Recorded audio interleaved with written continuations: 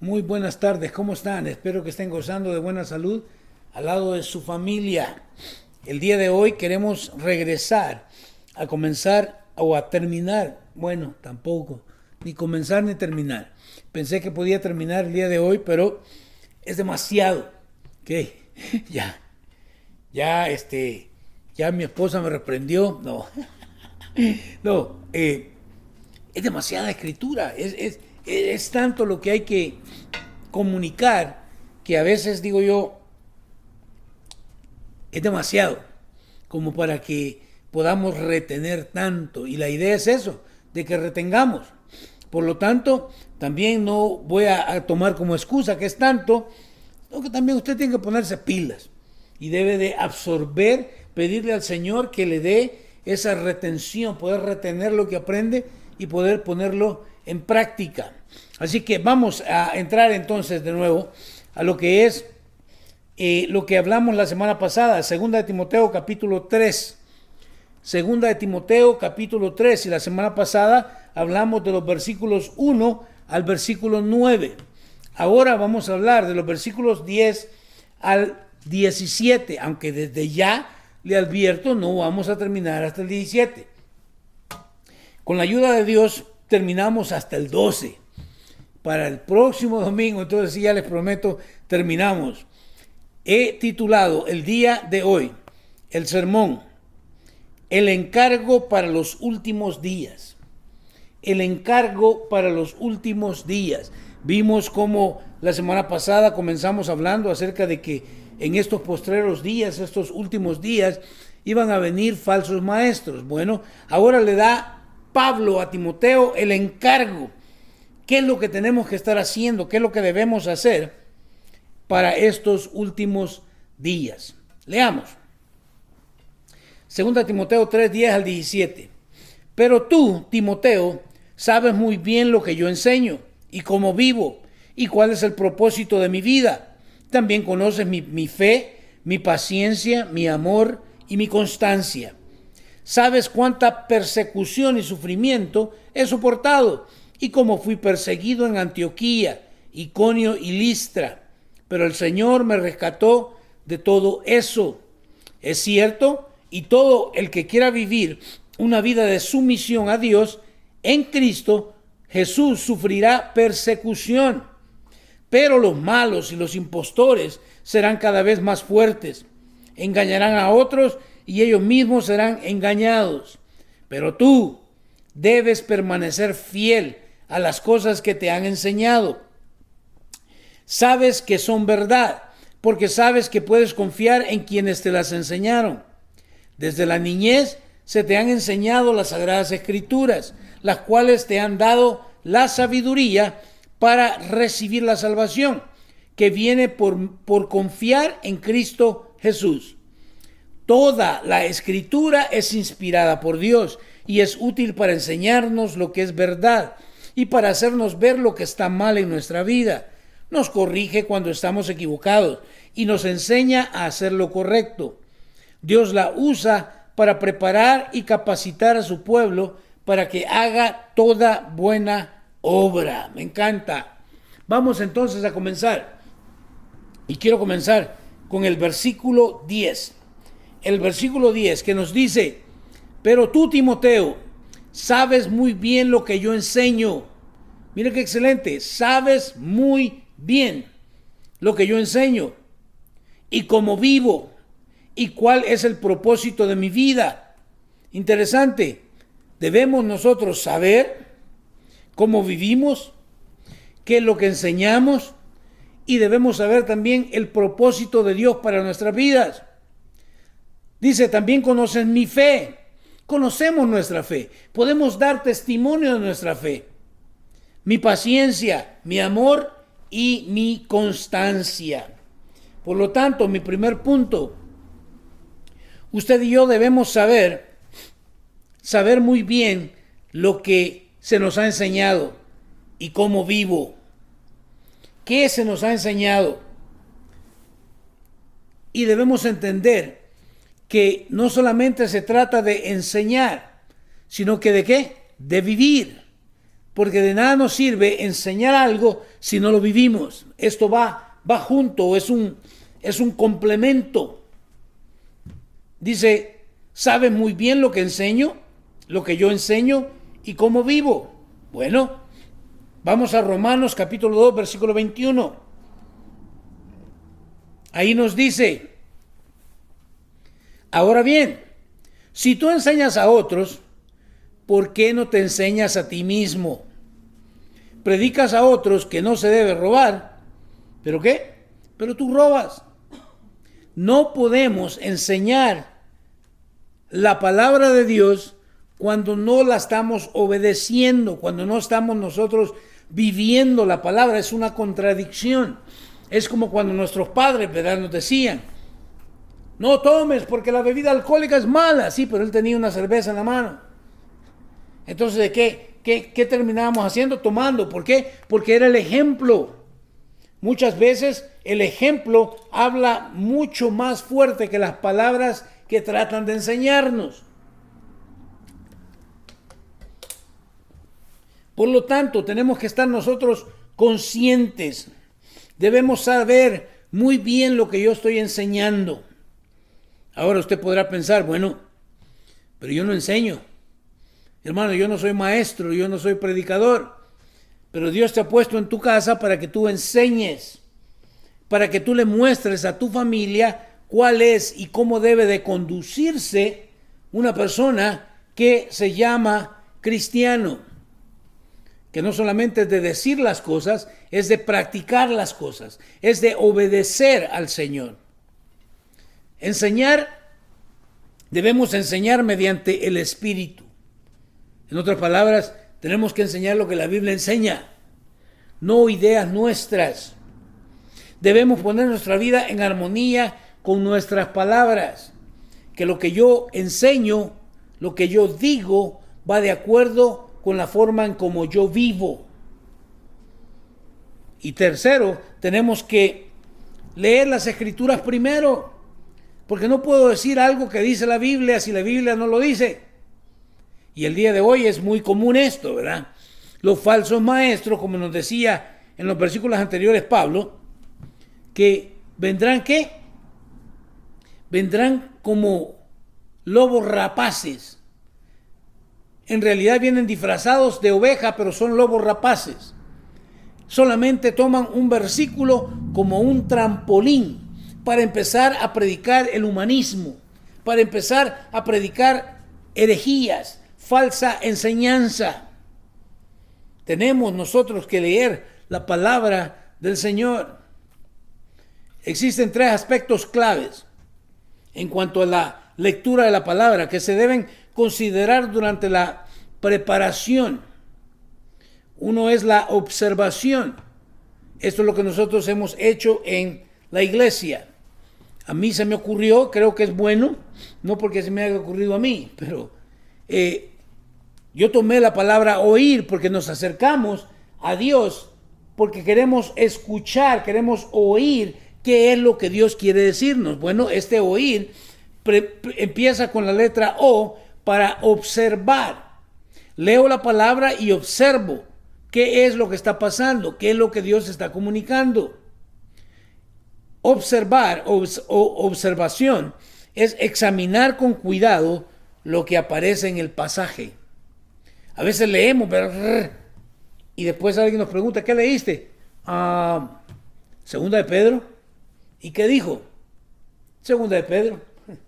Pero me acuerdo, no sé, no puse atención, no observé qué era lo que Dios estaba tratando de comunicarme. Pero luego no solamente hay que observar, hay que también que interpretar. Y la interpretación es qué significa el pasaje para mí. ¿Qué fue lo que quiso comunicar el escritor en aquel entonces y cómo puedo ahora aplicarlo al día de hoy para mi vida? Entonces, comienzo observando, sigo interpretando y al final tengo que darle una respuesta a Dios. Por eso le puse respuesta, oír. Respuesta, o le podríamos llamar también la aplicación. Porque una fe que no obedece es una fe falsa. Por lo tanto, tengo que aplicar el pasaje de acuerdo con mi vida, con el contexto, y así debo actuar. Número 2. Nos dice el mismo versículo 10. ¿Y cuál es qué? El propósito de mi vida. Habemos quienes vivimos sin propósito o vivimos con un propósito equivocado. Yo creí que durante los primeros años de mi vida, que el propósito era disfrutar la vida, disfrutarla al máximo. Y no importa que algo que yo estuviera haciendo pareciera mal a la gente, para mí no parecía mal, así que yo vivía como me daba la regalada gana. Pero me doy cuenta después que Dios tiene un propósito para mi vida. La Biblia afirma que el propósito humano de Dios está en dos maneras. Lo primero, hay un propósito general acerca de la vida humana. O sea, un propósito para todo ser humano. Pero también hay un segundo propósito o un segundo lugar. Un propósito individual en la vida. No todos vamos a ser predicadores. No todos vamos a ser maestros. Quiero que lo entendamos porque tiene que ver con el propósito individual que Dios tiene para mi vida. Pero el propósito general es el propósito que se aplica a todos los seres humanos. Y este es el propósito de conocer y disfrutar a Dios. Dios quiere que todo ser humano venga a conocerle, que venga a disfrutar de esa relación personal con Él. Que no le digan, que no le cuenten. Por eso les dije, alguien salió con estas insignias en la Biblia que a mí me parecen fabulosos porque lo creo con todo mi corazón. Creo que ahí nosotros encontramos lo que Dios quiere para nosotros, el propósito de Él para nuestras vidas. Biblia en inglés, Basic Instructions Before Leaving Earth. Es esa base, esa instrucción básica para antes de partir de aquí de la tierra. Dios desea que todo hombre, todo ser humano venga a conocerle. Ese es el propósito. Por lo tanto, si yo muero sin conocerle, perdí el propósito de Dios en esta vida. Isaías 43:10 nos dice lo siguiente. Pero tú eres mi testigo, oh Israel, dice el Señor. Tú eres mi siervo. Mire cómo comienza. Tú eres mi siervo. Y esta palabra siervo es la palabra doulos. Y lo que significa, como nos encanta que nos digan, oh, el siervo de Dios.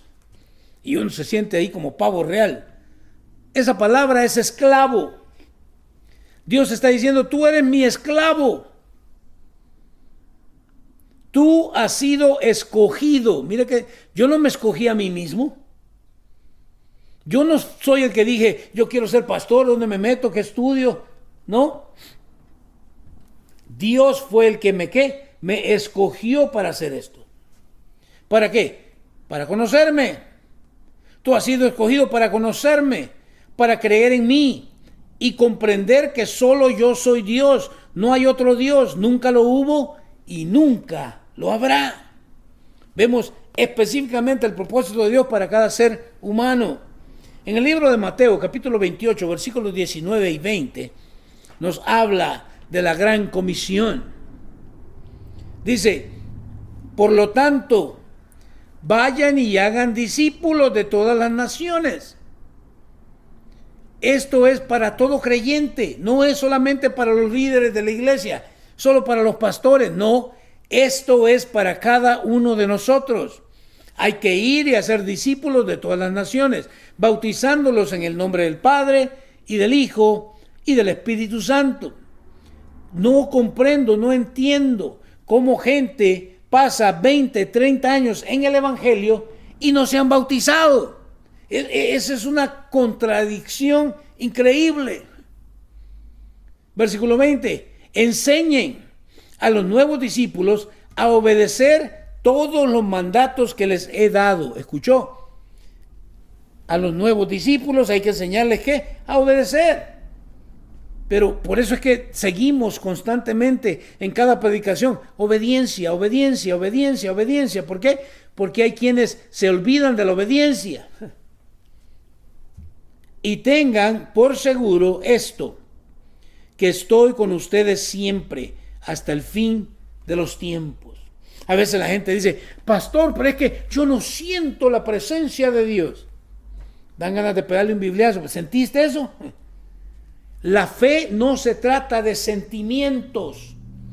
Dios promete estar con nosotros hasta el fin de los tiempos y yo lo creo. Así de sencillo, yo confío en su palabra. Otros dicen, la fe es ciega. No. Y muchos dicen, amén. No, la fe no es ciega. Los ciegos somos nosotros, que nos lanzamos a hacer cosas sin entender. ¿Acaso no nos dice el Señor que primero hay que calcular, hay que mirar lo que voy a emprender, a ver si puedo terminarlo? Y si creo que no, entonces mejor ni me meto a empezarlo. La fe no es ciega. Al leer la palabra de Dios, yo vengo a conocer a Dios. Y empiezo a conocer cómo Él actúa, cómo reacciona, cuáles son sus atributos. Efesios 4, 11 y 16 nos dice lo siguiente. Y Él mismo constituyó a unos apóstoles, a otros profetas, a otros evangelistas, a otros pastores y maestros. ¿Se da cuenta? Hacemos diferente o desempeñamos diferente trabajo dentro del cuerpo de Cristo. ¿Pero para qué? ¿Cuál es el fin? El fin es el mismo. ¿A fin de qué? De perfeccionar a los santos para la obra del ministerio, para la edificación del cuerpo de Cristo. ¿Qué es el fin? Perfeccionar. Y ahí a veces entramos en contienda, ¿verdad? Porque decimos, nadie es perfecto. Mas, sin embargo, Dios quiere utilizar a estos líderes, apóstoles, profetas, evangelistas, pastores y maestros. ¿Para qué? Para perfeccionar a los santos. Para que cada vez seamos santificados. Para que vivamos una vida de obediencia y de rectitud y santidad delante de Él. Porque esto que dice, edifica al cuerpo de Cristo. No hay nada más horrible, nada más tremendo que ver que alguien predica algo y vive lo contrario. Por eso es que tenemos gente que hasta se han apartado de Dios, lo cual también es absurdo, porque yo entiendo que como ser humano la gente falla. Es más, si usted está poniendo su fe en mí, quítela, usted está mal. Usted ponga sus ojos en Cristo Jesús, no en mí. Yo quizás voy a hacer todo lo posible de no hacerlo, pero quizás pueda defraudarlo. Pero sus ojos y su fe tienen que estar puesta en aquel que es el consumador. Es el que creó y es el que perfecciona. Es Cristo Jesús, no el ser humano. En el versículo 13 de Efesios 4 nos dice, hasta que todos lleguemos a la unidad de la fe y del conocimiento del Hijo de Dios, un varón perfecto, a la medida de la estatura de la plenitud de Cristo. ¿Quién es este varón perfecto? Es Cristo Jesús. Entonces, ¿a quién es que tengo que llegarle yo? A Jesús. Esa es mi meta, tengo que llegar a parecerme a Cristo Jesús. Por eso le dije, no se fije en nadie más. A veces ponemos la vista en los hermanos y los hermanos fallan y ahí se va nuestra fe también a la basura. ¿Por qué? Porque no podemos confiar en nadie más. El estándar de perfección es Cristo Jesús y a Él tenemos que mirarlo, a Él tenemos que buscar ser más y más como Él. Versículo 14 nos dice, para que ya no seamos niños fluctuantes. Y esto me encanta. Para que ya no seamos niños fluctuantes, llevados por doquiera de todo viento de doctrina, por estratagema de hombres que para engañar emplean con astucia las artimañas del error. Hablamos anteriormente, hay falsos maestros, Hay una falsa enseñanza, hay falsa doctrina el día de hoy. Y son los niños fluctuantes los que son llevados por doquiera. Es increíble cómo, mire, nosotros tenemos una nietecita y usted se da cuenta que los niños son fluctuantes. Si usted quiere ponerlos en un patrón, no es imposible. Porque ellos, por ser fluctuantes, ahora quieren esto, mañana quieren esto, después quieren esto otro y después quieren lo otro. Y hay mucho cristiano siendo niño fluctuante, niño espiritual, donde ni siquiera puede expresar la fe que profesa. No está seguro. ¿Por qué? Porque desconoce las Escrituras. Y dice, por estratagema de hombres, que para engañar, sí, esa es la idea del falso maestro, es engañarte. Y usa mucha estrategia. Emplean con astucia las artimañas del error. ¿Por qué? Porque sacan un versículo fuera de contexto bíblico y empiezan a enseñar esa falsa doctrina. Pero como tú no conoces el contexto, te llevan como niño por cualquier viento de doctrina. Número 3.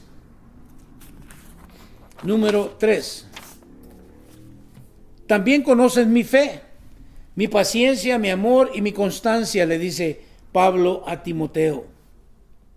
También conoces mi fe. ¿Dónde hemos escuchado esto? Fe, paciencia, amor, constancia, perseverancia, fidelidad. Nos está hablando de lo que es, ¿qué? El fruto del Espíritu. Es el fruto del Espíritu. En el libro de Gálatas, capítulo 5, versículos 22 al 25, encontramos lo siguiente. En cambio, la clase de fruto que el Espíritu Santo produce en nuestra vida es que es amor, alegría, paz, paciencia, gentileza, bondad, fidelidad, humildad y control propio. No existen leyes contra ¿qué? Contra esas cosas. Ahora, entiéndalo. No son frutos, es fruto. Que sean diferentes manifestaciones, es diferente, pero no son frutos. Es un solo fruto, como nos encanta, ¿verdad? Oh, sí, yo tengo amor para todo mundo. Sí, pero no perdonas a fulano. O eres un amargado. O no tienes paz. No. Es que no, nosotros nos encanta separarlos y decir los frutos del Espíritu. No, es el fruto. Aquí lo dice. Porque la clase de fruto, no de frutos, que el Espíritu Santo produce y nos da los 9. Gálatas 24 nos dice, los que pertenecen a Cristo Jesús han clavado en la cruz las pasiones y los deseos de la naturaleza pecaminosa y los han crucificado allí. Mira qué excelente. No todos. ¿Se da cuenta cómo tiene que existir una diferencia entre el creyente y el no creyente? No podemos vernos iguales. Pero esa tendencia, ¿verdad? Se metió en la iglesia y ahora la iglesia parece el mundo. Los que pertenecen a Cristo Jesús han clavado en la cruz. ¿Qué es lo que han clavado en la cruz? Las pasiones y los deseos de la naturaleza pecaminosa. Pero hoy día, lamentablemente, miramos estas pasiones y esos deseos siendo predicados desde un púlpito porque nosotros nos han vendido un falso evangelio. Le hemos creído a estos falsos maestros. Pero el verdadero creyente no. Ese ha clavado su vieja naturaleza, los deseos pecaminosos, los clavó en la cruz del Calvario. Versículo 25, ya que vivimos por el Espíritu, sigamos la guía del Espíritu en cada aspecto de nuestra vida. ¿Se da cuenta? Nos gusta hablar mucho del Espíritu y el Espíritu, pero ¿estamos viviendo por el Espíritu? ¿Estamos siendo guiados por el Espíritu? ¿Y cómo sé? Bueno, en cada aspecto de mi vida. Los frutos, como le llamamos, los frutos del Espíritu Santo, son en realidad las 9 virtudes o las 9 manifestaciones que podemos percibir de que Dios está obrando en la vida y en el corazón de una persona. Sí, a veces decimos, es que este no da fruto, porque ¿qué es lo que queremos que dé? ¡Ay, que tiene que crecer! De acuerdo a lo que acabamos de leer, las manifestaciones o el fruto que debe manifestarse en todo creyente son esas 9 manifestaciones. Hebreos 11, 1 al 6 nos dice, la fe demuestra la realidad de lo que esperamos. Es la evidencia de las cosas que no podemos ver. Mire, hablando de la fe demuestra la realidad de lo que esperamos. Es la evidencia de las cosas que no podemos ver. Por la fe, la gente de antaño gozó de una buena reputación. Que Dios nos ayude a gozar también nosotros de una buena reputación. Que la gente hable bien de nosotros. Número 3. Por la fe entendemos que todo el universo fue formado por orden de Dios, de modo que lo que ahora vemos no vino de cosas visibles. Sí, la mentira, el error, la falsedad. No, venimos de un mono. Oh, no, es que hubo una explosión y ahí se formó todo. No, la Biblia me dice que fue Dios quien hizo los cielos y la tierra. Punto y aparte. 4, versículo 4. Fue por la fe que Abel presentó a Dios una ofrenda más aceptable que la que presentó Caín. Sí, mucha gente percibe a Dios como alguien que tiene preferencia para uno y no para otro. Eso es errado. Eso no es así. Dios no tiene hijos preferidos. ¿Qué sucedió entonces, hermano, aquí? ¿Cómo es que Dios miró a la ofrenda de Abel más aceptable que la de su hermano Caín? Bueno, es que Dios había dicho cómo quería que le presentaran las ofrendas. Y este Caín no quiso hacer caso. ¿Es qué? Desobediencia. Él quiso hacer lo que a él le parecía mejor. Eso es humanismo. Yo voy a ignorar lo que Dios diga porque yo quiero hacer esto. Veamos, para que no me crea a mí. La ofrenda de Abel demostró que era un hombre justo y Dios aprobó sus ofrendas. Aunque Abel murió hace mucho tiempo, todavía nos habla por su ejemplo de fe. ¿Se da cuenta? La ofrenda que Abel presentó demostraba que había escuchado a Dios. Y la ofrenda que presentó fue de acuerdo a lo que Dios había pedido. Por lo tanto, que Dios lo aprobó. A Caín no lo vio con mucho agrado. ¿Por qué? Porque él desobedeció, no quiso hacer lo que Dios decía. Wow. Hasta incluso cuando Dios lo llama, ¿verdad? Oye, ¿dónde está tu hermano? ¿Cuál es la respuesta de Caín? ¿Y acaso yo soy el que tengo que dar cuenta de mi hermano? Wow. Versículo 5. Fue por la fe que Enoc ascendió al cielo sin morir. Desapareció porque Dios se lo llevó. Mira, el día de hoy estamos inventando una cosa y otra y las mujeres poniendo tanta crema para que no envejecer. Porque queremos vivir, ¿qué? Queremos vivir eternamente. Pero mire, ya hubo un hombre llamado Enoc que no murió. Dios se lo llevó. Dice, pues antes de ser llevado, lo conocían como una persona que agradaba a Dios. Ay, ¿cómo seremos nosotros conocidos? ¿Porque somos desobedientes? ¿Porque decimos una cosa y hacemos otra? o llegaremos a ser conocidos como personas que agradan a Dios. Y para agradar a Dios hay que obedecerle, no hay otra forma de agradarle. Usted puede hacer un montón de ritos y quitarse el pelo y cortarse y todo lo que usted quiera, eso no agrada a Dios. Versículo 6 nos dice, de hecho, sin fe es imposible agradar a Dios. Sin fe es imposible agradar a Dios.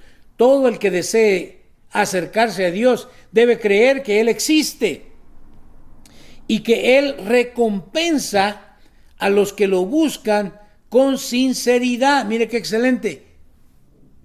Porque muchos buscamos a Dios de una manera no sincera. Tal vez porque queremos algo, por otros intereses, pero no hay sinceridad en nuestro corazón. Y yo quiero recordarle, Dios conoce las intenciones de nuestros corazones. La palabra galardonador significa que Dios premia, Dios bendice, Dios ayuda y prospera a quienes le buscan sinceramente y creen en Él. No se puede lograr nada sin fe, sin tenerla y mantenerla. No hay cuestión que, bueno, yo creí. No. Yo creo. Yo sigo creyendo. Romanos 8, 28 al 30 nos dice, y sabemos que Dios hace que todas las cosas cooperen para el bien de quienes lo aman y son llamados según el propósito que Él tiene para ellos. Mire qué excelente. Nosotros sabemos que Dios hace que todas las cosas. Ahora, ¿qué son todas las cosas? Son cosas buenas y cosas malas. A los creyentes les sucede lo mismo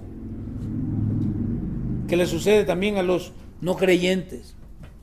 Ya se dio cuenta que el COVID le da a los cristianos y a los no cristianos. Eso no hay excepción.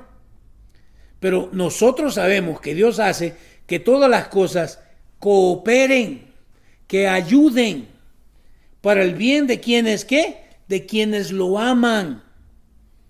Y no solamente lo aman, sino que han sido llamados. ¿Según qué? Según el propósito que Él tiene para ellos. Dios tiene un propósito para ti. Es que le conozcas, es que vengas a rendir tu vida a Él. Y si te sales, si te mueres sin haberle conocido, perdiste el propósito de Dios en tu vida. El propósito de Dios en tu vida no es que te hagas millonario. No es que vivas tu mejor vida hoy aquí, no. El propósito de Dios es que le vengas a conocer. Romanos 8, 28 al 30, 29 nos dice lo siguiente. Pues Dios conoció a los suyos de antemano y los eligió para que llegaran a ser como ¿quién? Como su hijo, a fin de que su hijo fuera el hijo mayor entre muchos hermanos. Me encanta y no me voy a meter a esa, porque de repente terminamos discutiendo sin entender las cosas. Pero aquí nos dice que Dios nos conoció. Dios conoció a los suyos. ¿De cuándo? De antemano. ¿Y qué dice? Y los eligió. ¿Y para qué nos conoció de antemano y nos eligió? Para que llegáramos a ser como su hijo. Ese es el propósito de Dios. Versículo 30. Después de haberlos elegido, Dios los llamó para que se acercaran a Él. Y una vez que los llamó, los puso en la relación correcta con Él. Y luego de ponerlos en la relación correcta con Él, ¿les dio qué? Les dio su gloria. ¿Se da cuenta? Hay una relación correcta con Dios. Nadie puede venir a usurpar esto. Hay muchos que se han metido, se han saltado la barda. Por eso Pablo le llama ¿qué? Falsos maestros. Pero todo el que ha sido conocido por Dios, elegido por Dios, llamado por Dios, ha sido puesto. O sea, se dio cuenta de algo, es que es Dios el que hace todas las cosas. Yo no puedo ganarme salvación por mí mismo. No sé ni cómo ganarla. La siguiente virtud es la paciencia.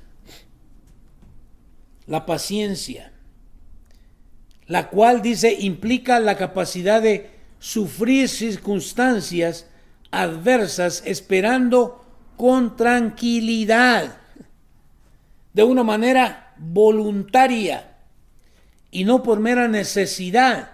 Muchos sufren por tontos, pero no es la paciencia que la manifestación del Espíritu Santo.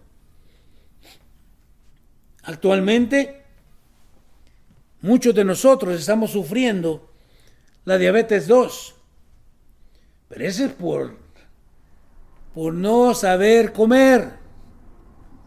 Que no le digan, que no le cuenten. Así que cada vez que me pincho ahí, ¡ay! Bueno, te lo buscaste.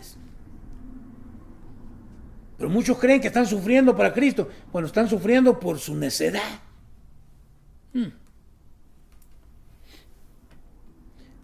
Sin murmurar ni quejarse, sino que con plena confianza de que Dios está aquí, obrando en medio de las circunstancias.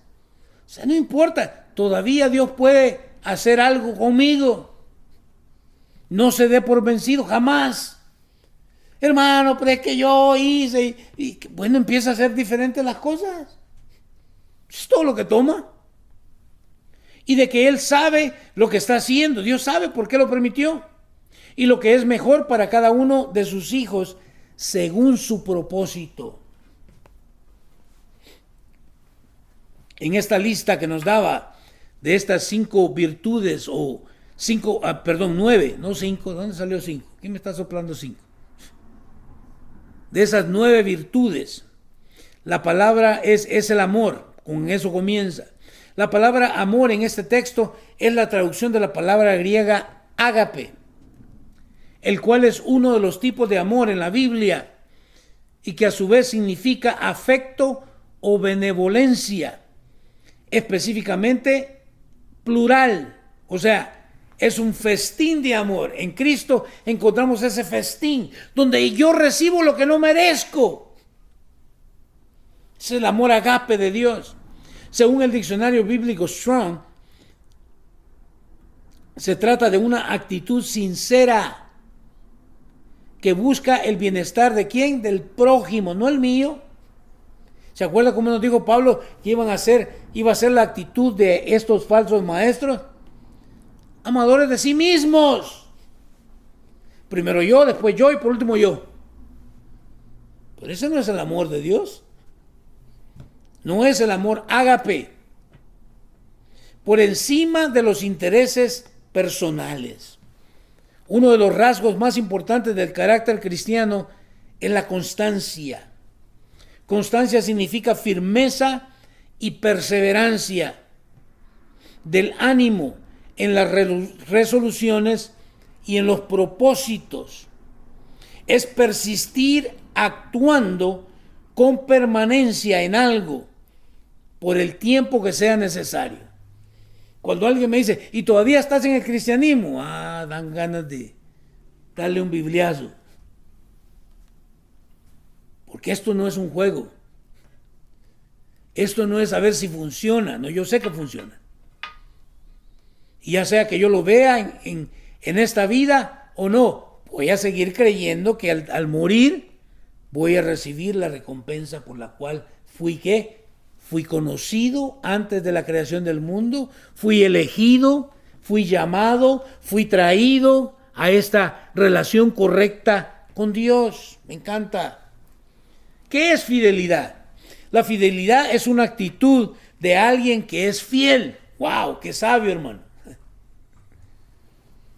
Alguien que es constante y comprometido con respecto a los sentimientos, ideas u obligaciones que asume. Levanté la mano, hice la oración. ¿Y qué pasó entonces con tu fidelidad? Es que fue una simple y sencilla, un acto religioso, una experiencia religiosa, no una verdadera conversión. Número 4. ¿Sabes cuánta persecución y sufrimiento he soportado? Mira qué tremendo. ¿Sabes? Le dice a Pablo a Timoteo, cuánta persecución y sufrimiento he soportado. Versículo 11 nos dice lo siguiente. En Hechos 4, del 1 al 3, miramos lo siguiente. Mientras Pedro y Juan le hablaban a la gente, se vieron enfrentados.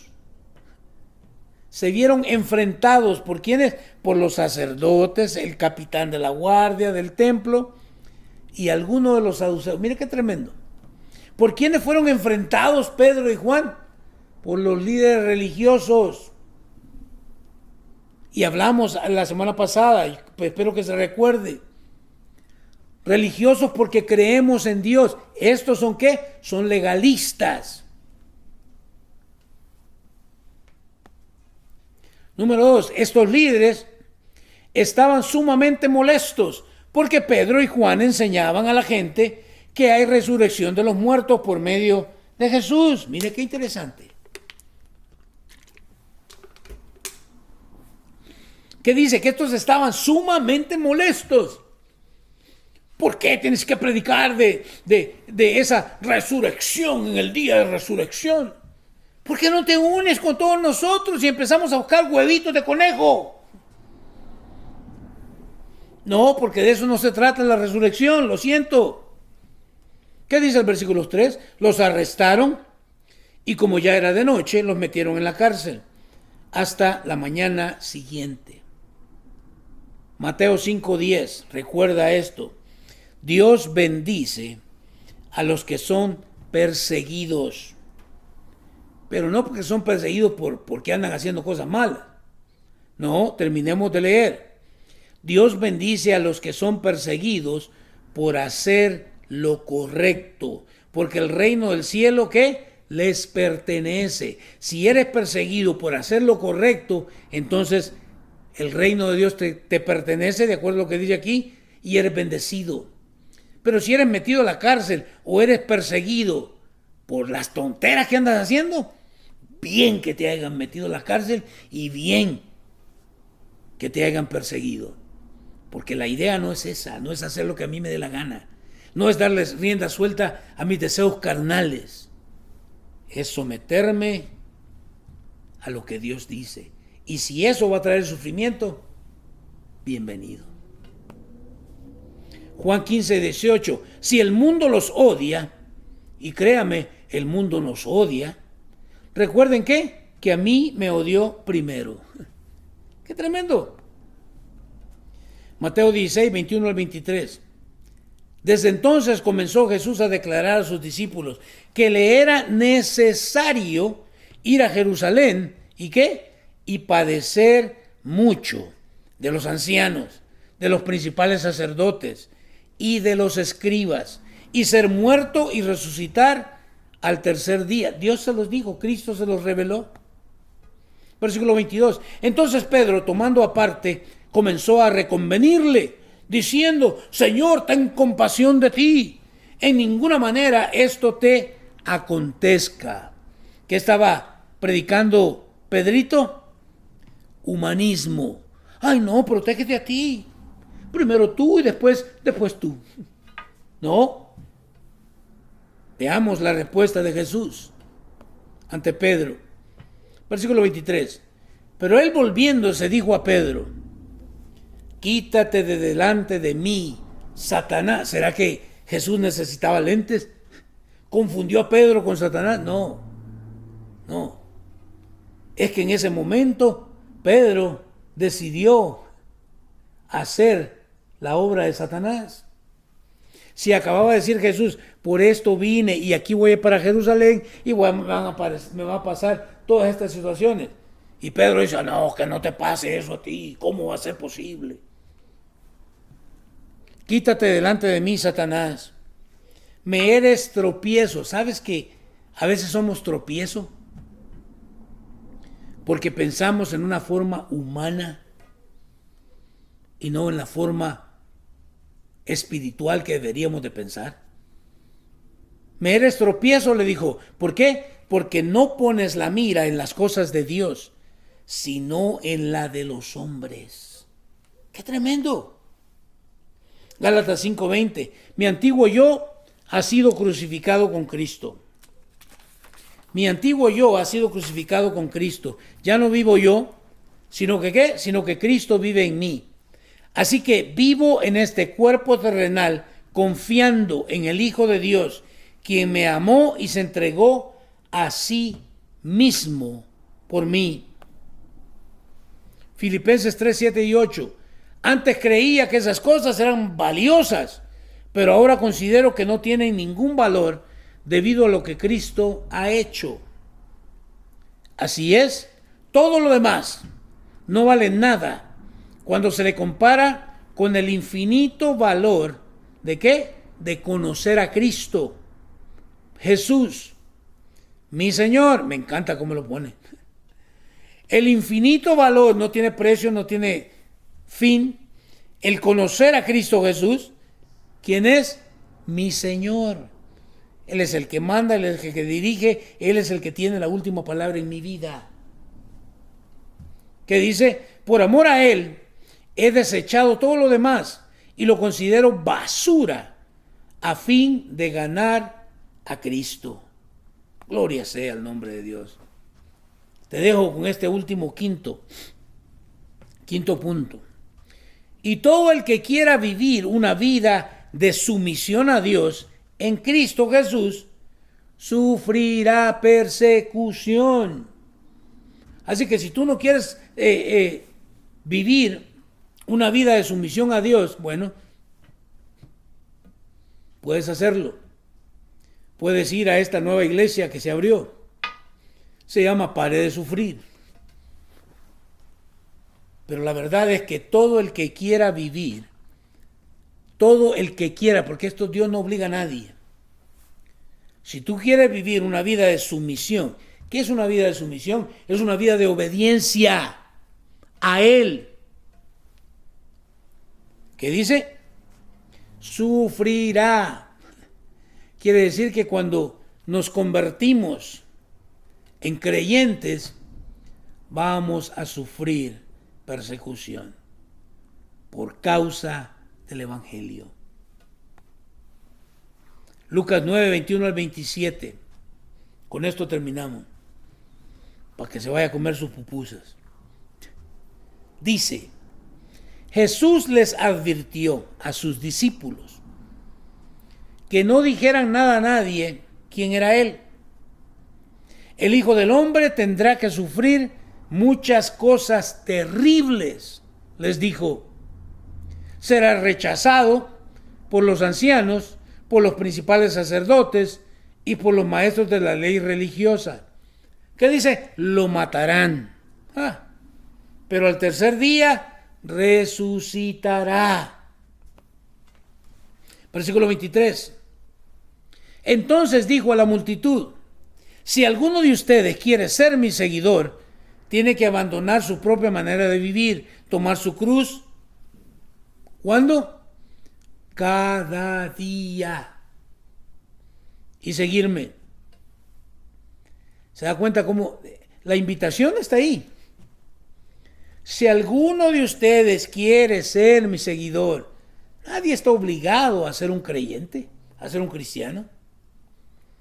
Pero si usted quiere, ¿qué es lo que hay que hacer? Hay que abandonar nuestra propia manera de vivir. Que no le digan, que no le cuente. El humanismo le va a decir, no, Dios quiere hacerte próspero. Es más, ahora tú declaras que eres próspero. No funciona así, lo siento. Lee la palabra. Tome su cruz cada día y sígame. La cruz la entendieron muy bien los cristianos del pasado. Nosotros ahora creemos que me compro una cadenita de oro y me compro una crucita y ahí ando la cruz. No. La cruz implicaba sufrimiento, dolor, vergüenza. Para nosotros, una crucita colgada ahí. No. Si tratas de aferrarte a la vida, la perderás. ¿Cuántos están aferrados a la vida y por eso no vienen a la iglesia? Porque, anda el coronavirus. No te aferres a la vida, de todas maneras te vas a morir. Y si no te mueres con el virus, te vas a morir con el terremoto, pero te vas a morir. No te aferres. Si tratas de aferrarte a la vida, la perderás. Pero si entregas tu vida por mi causa, ¿qué dice? La salvarás. Versículo 25. ¿Y qué beneficio obtienes si ganas el mundo entero, pero te pierdes o destruyes a ti mismo? ¿Qué beneficio vamos a obtener? Si alguien se avergüenza de mí y de mi mensaje, el Hijo del Hombre se avergonzará de esa persona cuando regrese en su gloria y en la gloria del Padre y de los santos ángeles. Les digo la verdad, algunos de los que están aquí ahora no morirán sin antes ver el reino de Dios. ¿Qué podemos aprender? Bueno, tenemos que saber que estamos viviendo tiempos difíciles. Estamos viviendo los últimos tiempos. No estoy aquí de profeta, menos de apóstol, pero lo que sí sé es que debemos nosotros saber muy bien qué es lo que se me ha enseñado. Y tengo que vivir de acuerdo a lo que se me ha enseñado bíblicamente. Tengo también que saber cuál es el propósito de mi vida y vivir de acuerdo a ese propósito. ¿Cuál era? Conocerle a Él, conocer a Dios. También debo conocer cuál es mi fe, mi paciencia, mi amor y mi constancia. ¿Qué es lo que estoy diciendo? Debo entonces permitirle al Espíritu Santo que me dé ese fruto, que se produzca en mí esa manifestación. Debo también saber que la iglesia ha sido perseguida desde el principio. ¿Y qué va a cambiar? ¿Qué me hace pensar a mí que todo va a estar bien en mi vida? Cuando me dice el versículo 12 que todo el que quiera vivir una vida de sumisión a Dios. Mire, yo a veces pienso, ¿cómo sería la reacción de la gente si hago un llamado de esta forma? ¿Cuántos quieren vivir una vida de sumisión a Dios? Yo les aseguro que todos levantan la mano. ¡Amén! Perfecto. Entonces vamos a sufrir persecución. Ya, pase al frente todo aquel que quiera. Y a nadie va a pasar. Porque humanamente somos cobardes y no queremos sufrir. No queremos pasar persecución. Pero los que son verdaderamente convertidos, los que son creyentes, están conscientes de que esto va a pasar. Y prepárate, porque esto es principio de dolores. Que Dios nos ayude a permanecerle fiel, a no negar a Jesús, no importa lo que venga. Dios te bendiga. Nos vemos la próxima semana.